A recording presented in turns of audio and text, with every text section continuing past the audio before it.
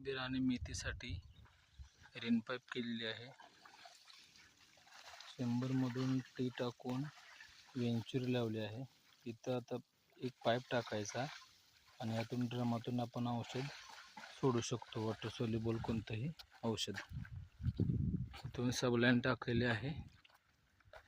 आता थोडासा प्रेशर कमी आहे तरी पण पाणी बरंच उडते, व्होल्टेज कमी असल्यामुळं.